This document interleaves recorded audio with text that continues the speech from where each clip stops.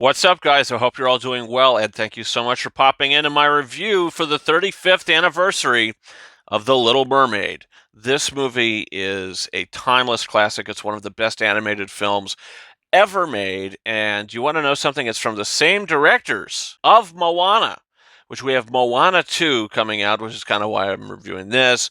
I reviewed 101 Dalmatians. I'm getting into the Disney spirit, and it's pretty evident that they don't make movies today like they used to. I think movies like Moana, movies like Tangled, Frozen, they are definitely more in line with the older type of Disney films. But then you have things like Strange World, you have things like Ralph Breaks the Internet that just aren't up there with quality. This is the Renaissance. This thing started the Renaissance of Disney films. And a lot of people say that that only goes from 89 to 94 with The Little Mermaid, Beauty and the Beast, Aladdin, and The Lion King. I would take it all the way from 89 to 99. I would say you have to include Pocahontas, The Hunchback of Notre Dame, Hercules, Mulan, and Tarzan. 89 really was the turning point because you had Alan Menken and Howard Ashman coming in to do the songs for the film. You had Alan Menken doing the score for the film.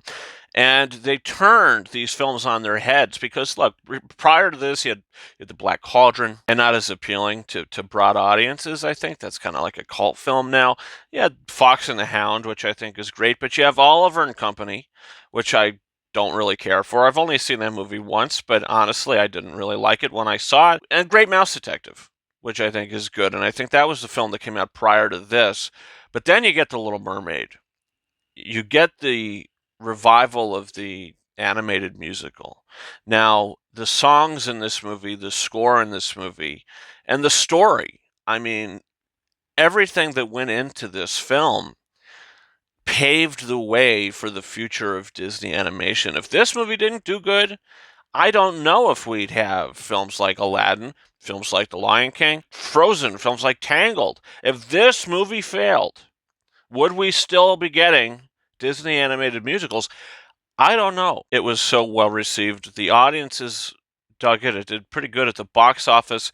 And it's just a timeless tale, which leads to one of the best Disney villains, played by the late, great Pat Carroll, Ursula, the Sea Witch, who has one of the best Disney villain songs. Poor Unfortunate Souls is like a top 5 Disney villain song. What a excellent song. And all the songs in this movie are great. You had 2 of them that were nominated for Oscars, which were Under the Sea and Kiss the Girl. Under the Sea was the winner. I think probably the best song of the film. But Poor Unfortunate Souls, Part of Your World, not nominated for Oscars. So you just had so many songs in this movie that were winners. You have the Les Poissons, how I love Les Poissons, hee hee hee, ha ha ha. That song is terrific, and all the songs are terrific. This film has such a nice flow to it.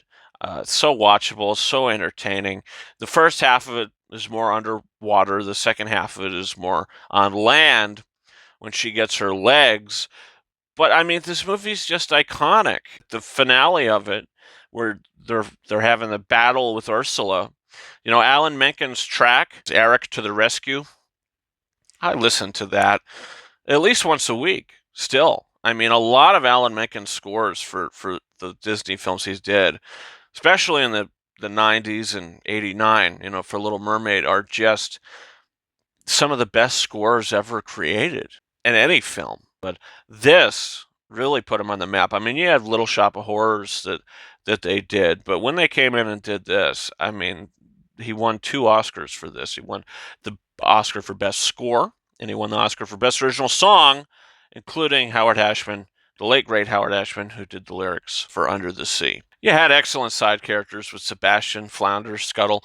King Triton is just iconic, and the whole film is iconic. I think that this is, like I said, one of the best animated films of all time, certainly for me. And The Little Mermaid is a 5 out of 5 timeless classic that, look, you have movies like today, like I said, you've got Moana, you've got Frozen, you've got Tangled, these animated musicals that are sort of trying to live up to what was done in the past, and I don't think any of them quite get there, but they're all certainly very good. I mean, I'm a big fan of that original Moana film, so I am very excited for the second one, even though I'm a little worried. I mean, it was originally supposed to be a Disney Plus series that they said, you know what, let's just make this into a movie.